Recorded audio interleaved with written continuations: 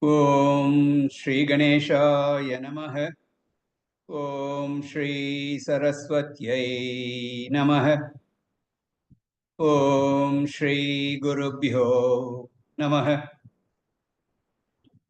Sada Shiva Samarambham Shankaracharya Madhyamam Asmadacharya Paryantam Vande Guru Paramparam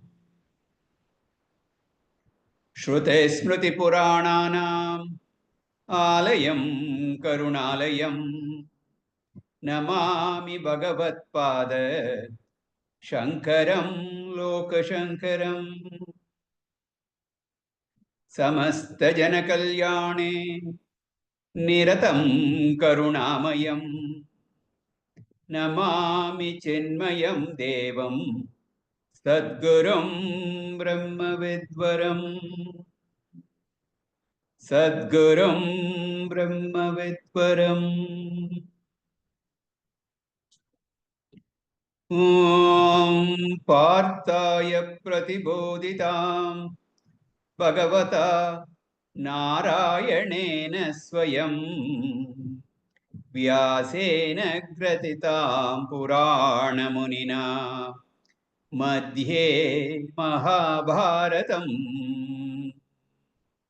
Advaitamritavarshini Bhagavati Ashtadashadyayini Ambatvam Anusandadhami Bhagavad Gita Bhavadveshini Yam Brahma Varunendra Rudra Marutah Stunvanti Devyaistavaihi Vedai Sangapadakramopanishadaihi Gayanti Yam Samagah Dhyanavastita Tadgatena Manasa Pashyanti Yam Yogino Yasyantam Navidusura Suraganah Devaya Tasmai Namaha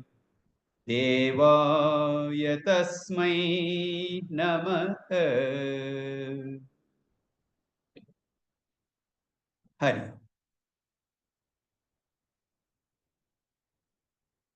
Arjuna expressed his helplessness and surrendered to Bhagavan and requested him teach him what is the absolute good for him. Take me as your disciple and teach me. So he surrendered completely. And Bhagavan accepted Arjuna as his disciple and began the teaching.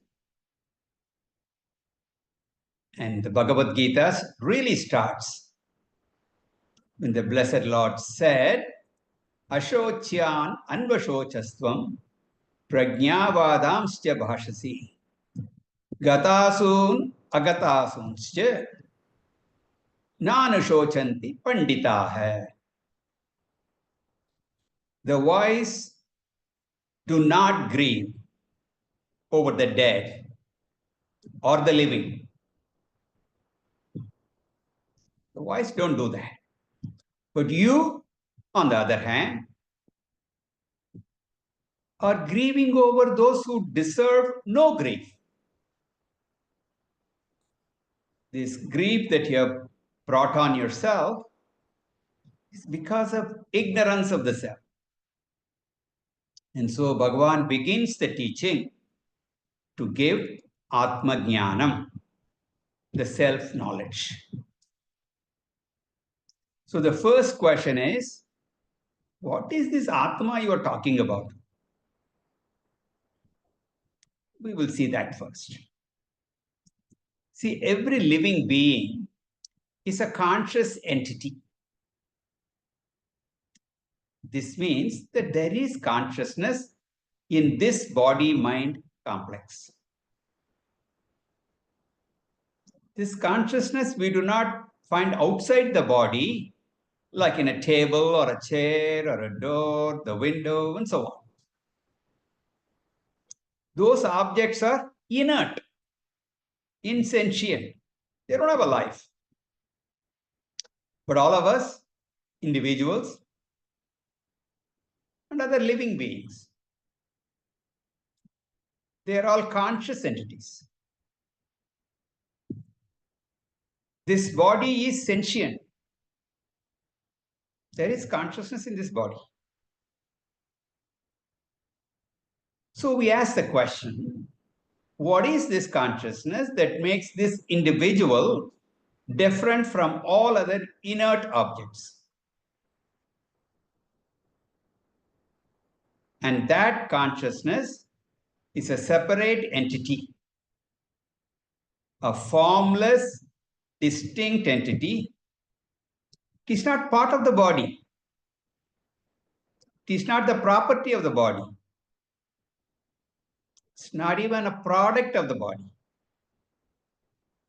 It is separate. It is separate, and yet it pervades the entire body. It enlivens the body. To understand this idea, a good example is light. Light illumines everything that comes in its way. But it's not part of any of those things. Light pervades, envelops everything and makes them visible. Whenever we see any object, we are actually experiencing two things. One is that object, which is lit up by the light. But the other thing, the light is generally taken for granted. We don't even appreciate it. Without the object, you do not see the light. For example, in the outer space, the sunlight travels all the way from the sun to the earth. If there are no objects, you don't see anything. You see the moon because it's an object. The sun's light is reflected there. But when there are no objects, there is darkness only. You go out of the Earth's atmosphere, no objects, nothing is. It's dark. Another good example is electricity, which flows through the various electrical equipment and makes them function. And when they function, you see the light or the heat or the sound, you hear the sound. So we see the effects of electricity, the light, heat, cold, sound, all that, but we don't see electricity per se. This separate entity called consciousness is not bound by the limitations of the body. It pervades the body, but it is not bound by it. Just like how bright the light will be depends on the wattage of the bulb. The electricity that lights up the bulb does not have such limitation. The bulb may be burnt out, fused. So light may not be there. But that is a limitation of the bulb, not that of electricity. The objects that are seen in the light may have boundaries. Spatial limitations may be there, but the light does not have any such limitations. So also consciousness that illumines and enlivens everything has no limitations. It survives the death of, just like light. There are no objects, you don't see it, I just told you. But it's there. Objects are not there. Similarly, consciousness is not bound by the spatial or temporal limitations of the body. Next, when the object that was seen in the light is removed, you do not see anything. That does not mean the light is not there. It only means that there is no object. There is no reflecting medium. And if you bring another object, that object will be seen. Now, objects are there, light is appreciated. Objects are not there, the light is still there, but in an invisible form. Similarly, as long as the body is there, that body is alive and everything, the presence of consciousness is expressly patent. It's in a manifest form as sentience. The body is no longer there, the consciousness is still there, but latent. It's not manifest. Another body comes in, life will manifest again. Sentience will manifest again.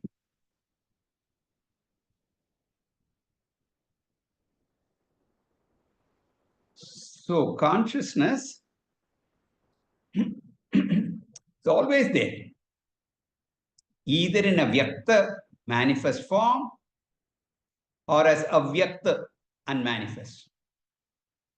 This consciousness is called Atma. You ask, what is Atma? This Atma. The body is Anatma, the not self.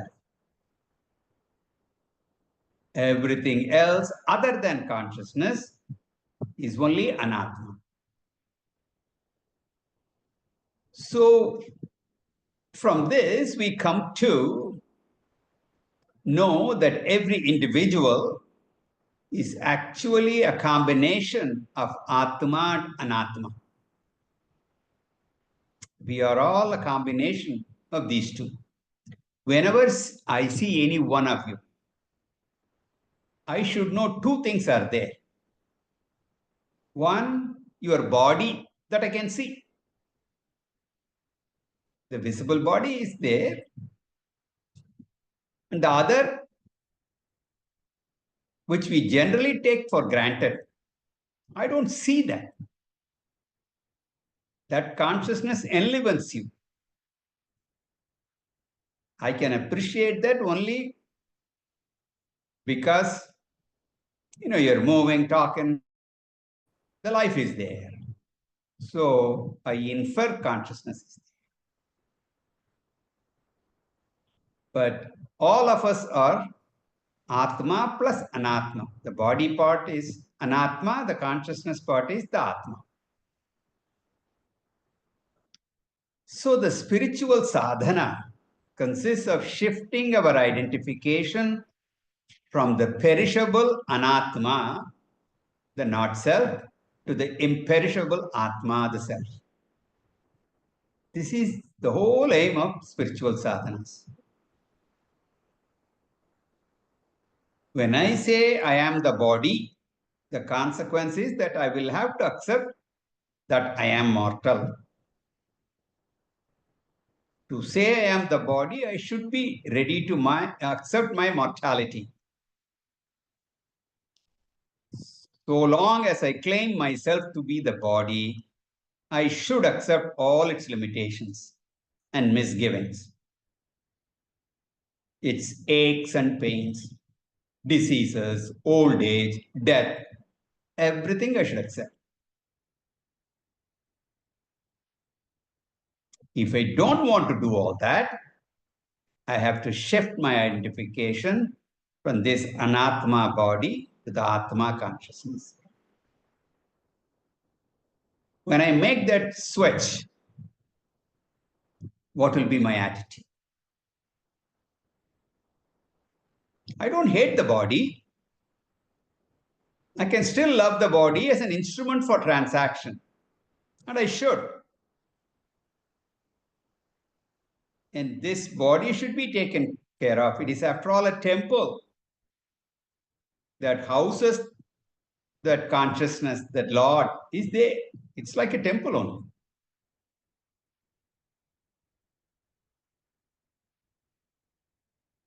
But the body is what it is. You have to accept that. Even when the instrument goes away, I'll still be there. Body may go. I'm still there. The greatest advantage of the shift is the identification. Greatest advantage of the shift in identification is the shift from mortality to immortality. Asatoma Sadgamaya, Tamasoma Jyotirgamaya, Mrityorma Amridangamaya. From mortality to immortality, I can change. From the identification with the mortal body, I go to the realization I am the immortal self, the Atma. And Bhagavan Sri Krishna will talk about this Atma in the next set of verses and in the entire Gita. So the nature of Atma is revealed in these verses. So the first point is that I am ever the subject and never the object of experience. I am ever the experiencer and never the experienced. Just like a camera takes a picture of everything, but it is never in the picture. The eye is able to see everything, but the eye never sees itself. Similarly, the Atma is never an object of experience, but no experience is possible without the Atma. The second feature is it is Nitya, eternal. It is Vyakta, manifest, form sometime, and sometimes Avyakt and manifest. It is eternal, but sometimes its effects can be seen, sometimes not. You are grieving over Bhishma and Drona. Actually, the potential loss of them. You're imagining that loss and you're crying over that. But ask yourself, who are they? Are they the body? Then it is anitya. It's not going to be there forever. And then again, you should not be crying over that. You know it will go away. It's like a child that cries when a balloon bursts. You and I know it's just a matter of time. The balloon will burst. So we don't cry when that happens. The poor child does not know so much attachment to that balloon, it cries. The bodies of Bhishma and Drona are the same way. It's also a bag filled with air. Just like the balloon is filled with air. It will burst one of these days. It will not be there forever. Why are you crying if the body is lost? In this battle, it will go away anyway. Your grief is unwarranted.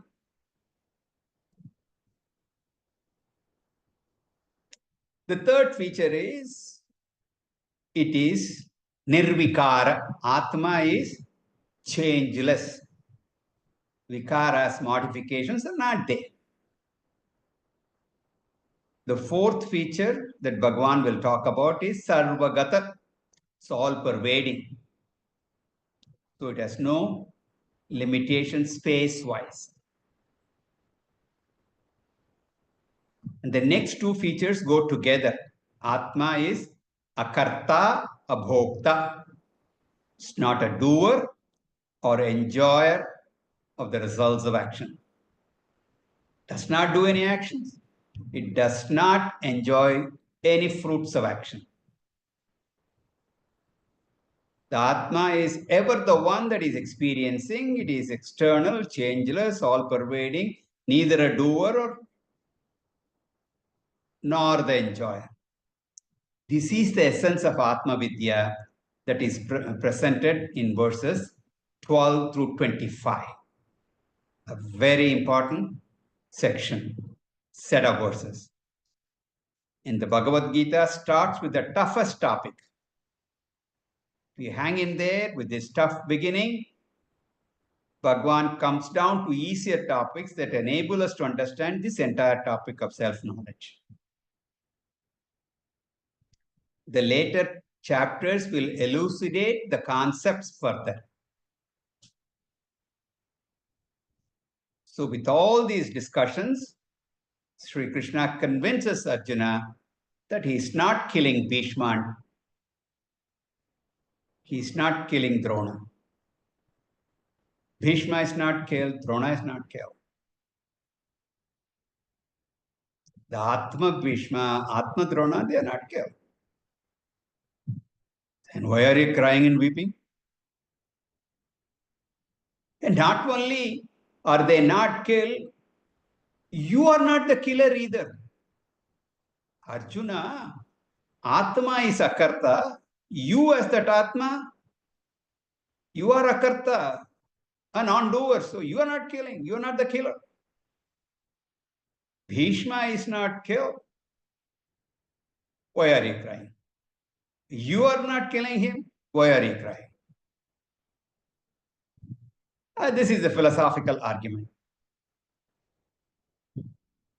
Now in the 12th verse, Bhagwan points out that the Atma is Nitya, eternal. It was there in the past, it's there now in the present, and it'll be there in the future also. This is the essence of the 12th verse. Let us read. Natvevaham jatu nasam. Natvevaham jatu nasam. Natvam neme janadhipah. Natvam neme janadhipah. Na chaiva na bhavishyamah. Na chaiva na bhavishyamah. Sarve vayamatah param. Sarve vayamatah param. Natvevaham jatu nasam. Natvam neme janadhi. Na chaiva na bhavishyamah. Sarve vayamatah param.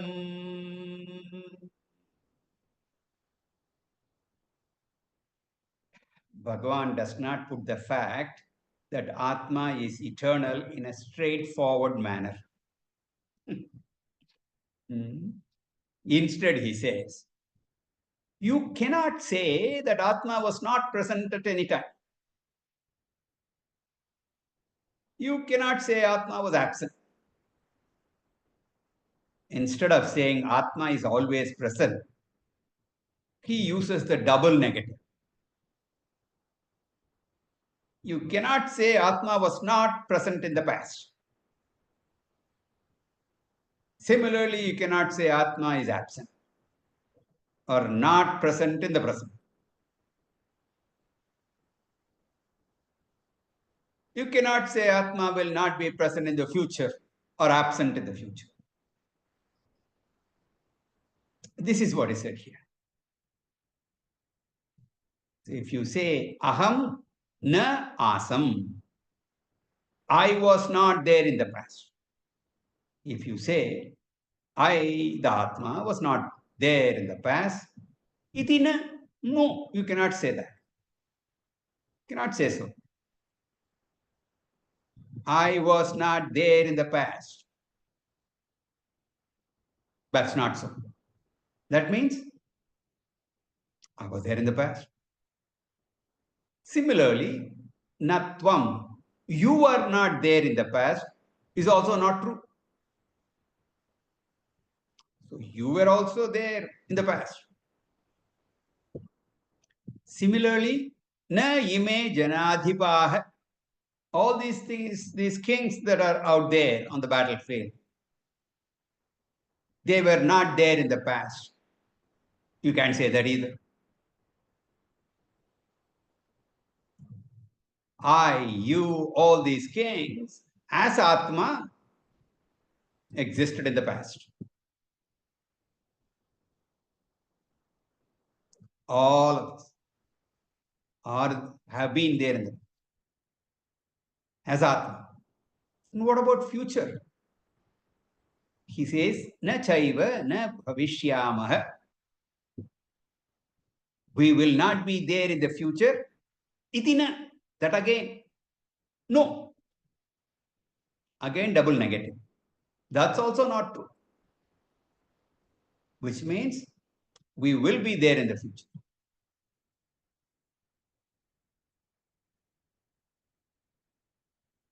We will be there in the future.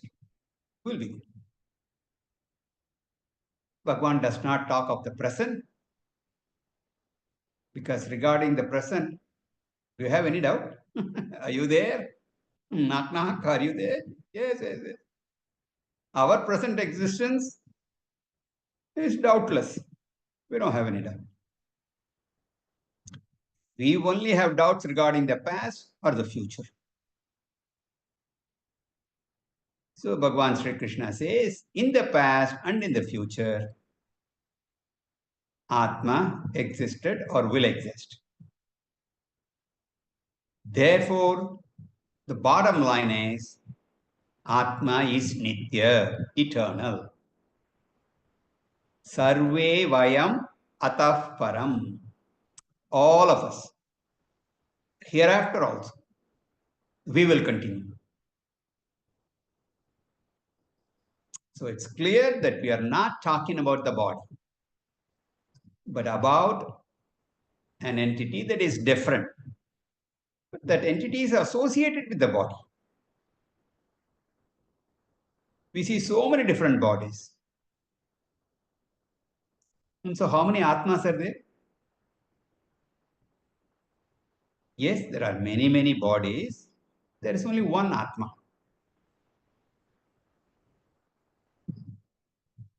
Bodies are many.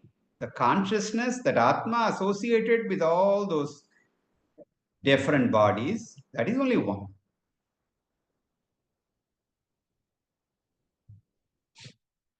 So to understand this, take the example of space. Sitting in this room, taking the class, and you are all sitting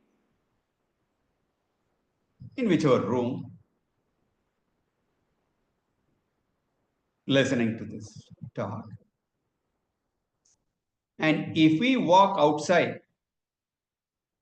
if I step out after the class, I'll step out of the classroom, the webinar room, I'll step out. Space will still be there. There is outside space. So if after the class you decide to go to the temple, there is temple space. So it looks like there are many spaces. Sounds that way. But we all know that's not true. Space is only one, The enclosures are many. We put four walls, and depending upon the function of the room, it may be a living room, maybe kitchen, maybe the dining room, bedroom, bathroom. That is all just a question of that function of that space. If you remove the boundaries of that enclosure, you knock off that wall, then the enclosed space will merge into the Maha space, open space that was there outside the boundary, outside the walls, whatever space.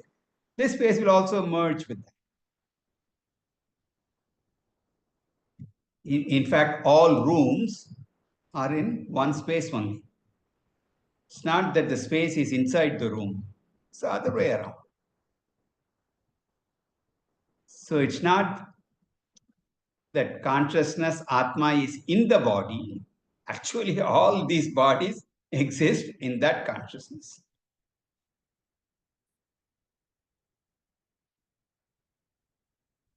If someone were to say, okay, I agree, that Atma is eternal. I'm not crying about that, but I'm crying about the body. The body is ever changing, and those changes cause us so much sorrow. I'm crying over that.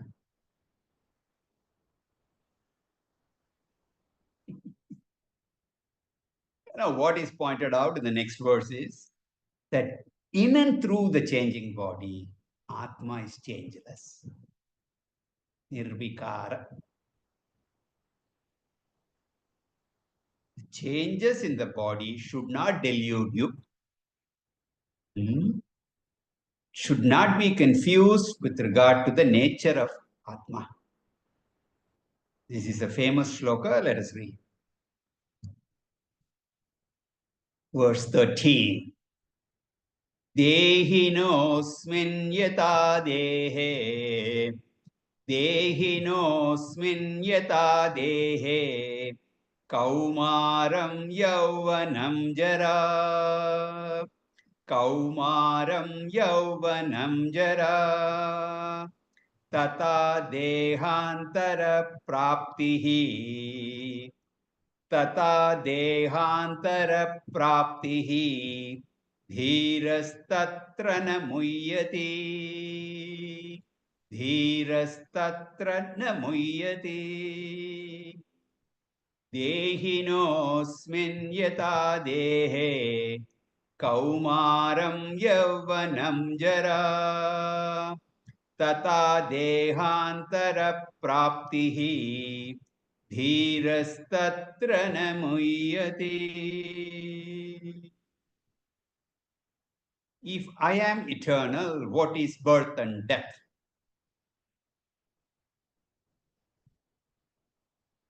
Here Bhagavan says that birth and death are nothing but changing the medium of interaction. The physical body. The physical body has to be changed regularly because it gets worn out.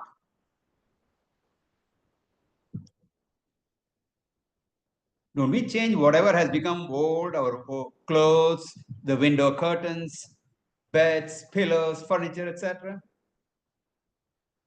As things get dirty, we initially wash it, and then when they eventually wear out, we have to replace them. In the same way, he says, we use this medium called the body. After some time, we have to change it. How does the body get worn out?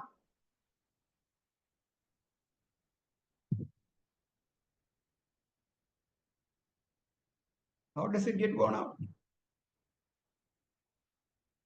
He says,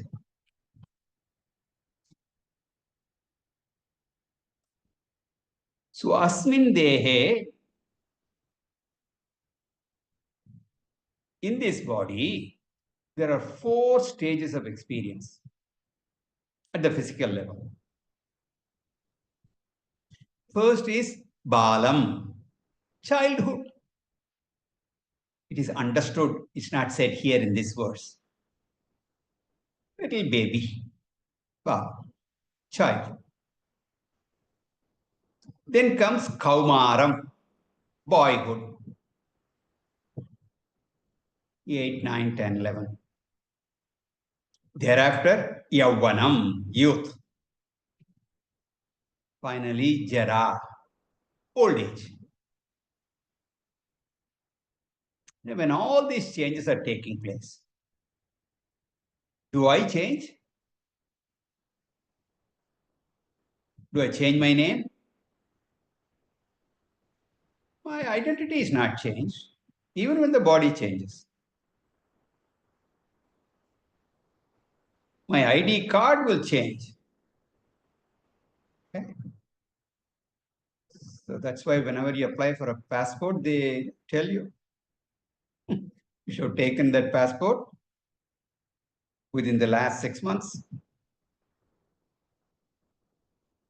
For the passport picture you always give when you are 16 or 17 years old. Full set of hair on your head, and now not a single thread of hair. That won't work. And it changes. But the I never changes. I'm the same fella. I studied in LKG, UKG, in that little red school. I studied in that grammar school as a boy and in the high school as a youth. And then I studied in that university, a full grown adult. Now I'm a senior citizen, retired from work. The body has gone through all these changes. But the constant factor in all that is I. It's one single thread that continues. That continues. Even according to biology, after some years, all our cells are completely replaced. We really have a fresh new body. Only thing is that cell by cell it is changing and you do not see the change. You don't feel the change. Even though the body is completely changed, I identify myself as the same person. The hair may have turned gray, may not even be there. Still, I'm the same person. Teeth are gone. I may have a new hip or a new pair of knees. Still, I'm the same person. The physical body changes, but I am ever the same.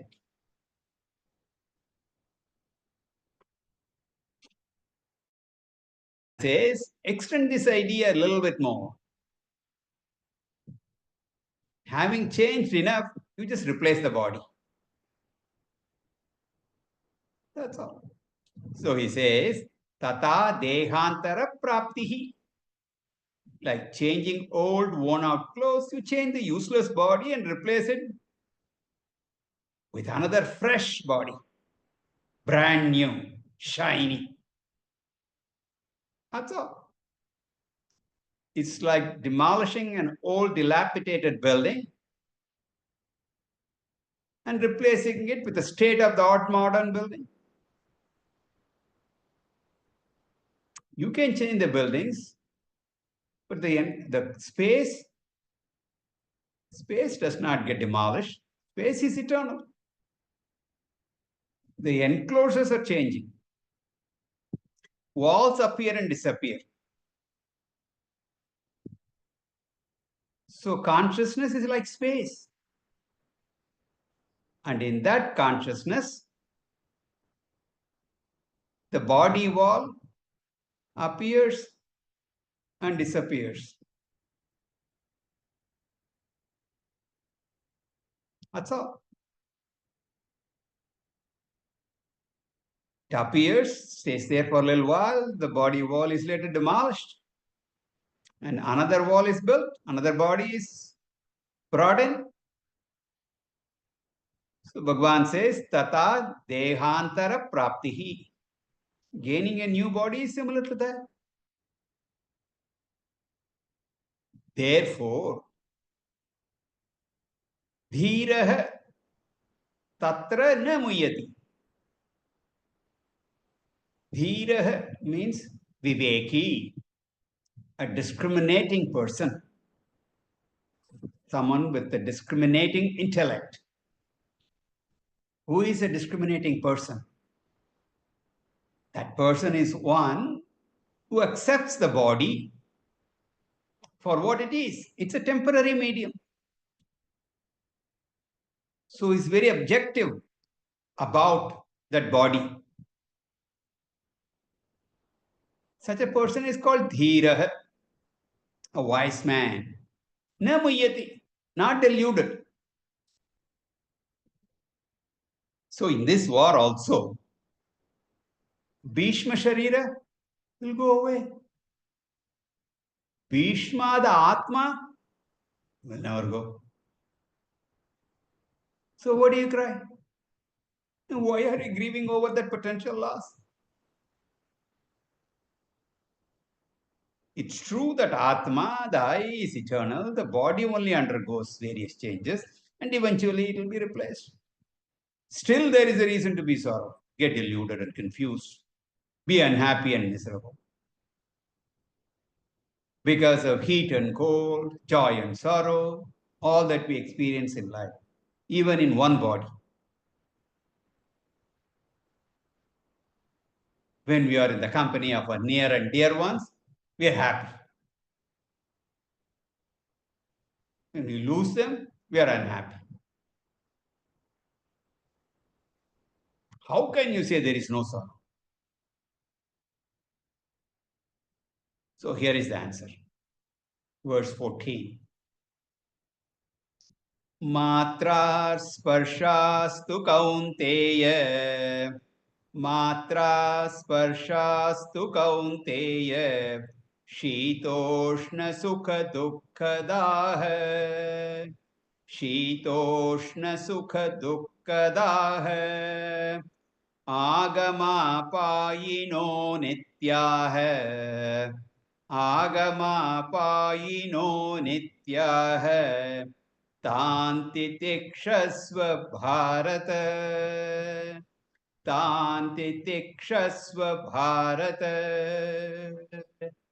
Matra sparshastu kaunteya. Shitoshna sukha dukkhadah. Agama-payino nityah. Tanti tikshasva bharata. Just as you understand and accept the nature of Atma, similarly you should understand and accept the nature of Anatma also. So wisdom consists in accepting the nature of a thing. Why should you accept the nature of a thing? There's no choice. The nature of a thing can never be changed. That is what is called its nature. Why is it so? Why do you say the nature of a thing cannot be changed? Because it's very simple. What cannot be changed is called the nature of the thing. So if you are smart, you won't struggle to change the nature. Sheer waste of time. On the other hand, what should you do? You change your attitude towards that thing. The nature of a thing can be changed, but we can change our attitude toward that thing. In what way can we change the attitude? The change in attitude is nothing but acceptance. I accept the nature of the body. I have to repeatedly tell that. Then that becomes a new orientation for me. And it should come to me very naturally. Most of our problems are because of not accepting the nature of a thing as it is. When the summer comes, the weather will be hot. That happens, it's best to accept it and move on. Instead, what do we do? Complain non-stop. What do you get out of it? You feel more miserable. Summer will be hot, winter will be cold. Until I begin to accept, problems will be there.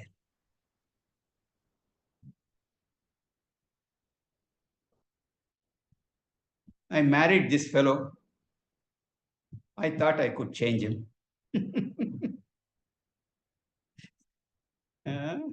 Never happens. That's the nature of him. You better accept. Then you will be happy.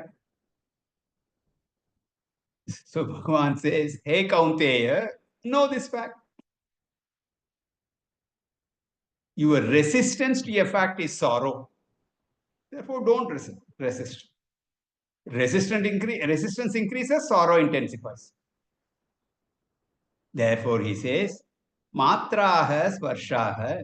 Matraha means the sense organs, the instruments of experience.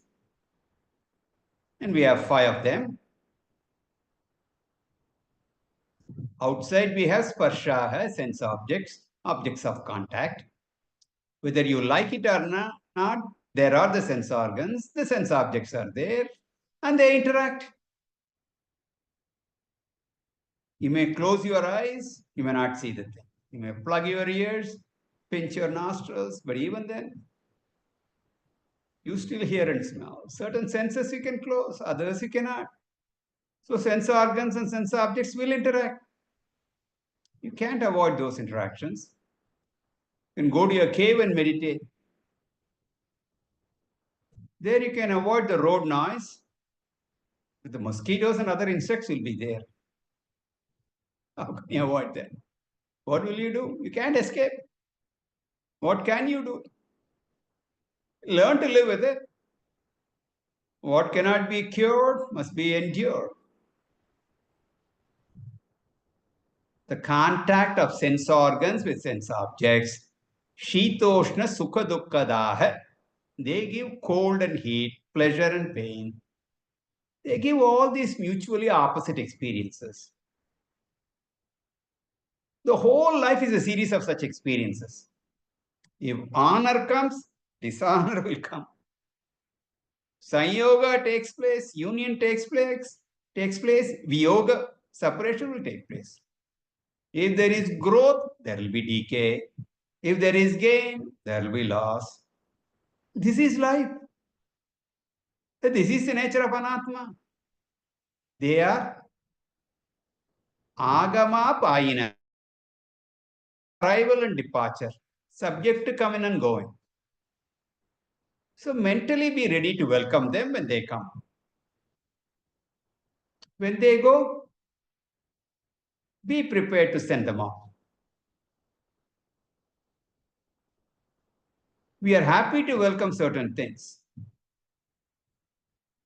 but not to send them off. Other things, we are happy to send them packing, but we are not ready to welcome them. But unfortunately, in our lives, what we don't want come to us unasked, uninvited. And those things that we don't want to go away, just leave us without notice. Therefore, we struggle. Understand that they are all anityaha, impermanent. In the previous verse, we talked about nitya atma. Here we are talking about anitya anatma. You accept both. Tan titikshasva bharata. May you develop endurance towards both. The definition of titiksha, we just saw recently in Vivek Chudamani, Sahanam sarvadukkanam apradikara purvakam chintapila vilaparahitam sa titiksha.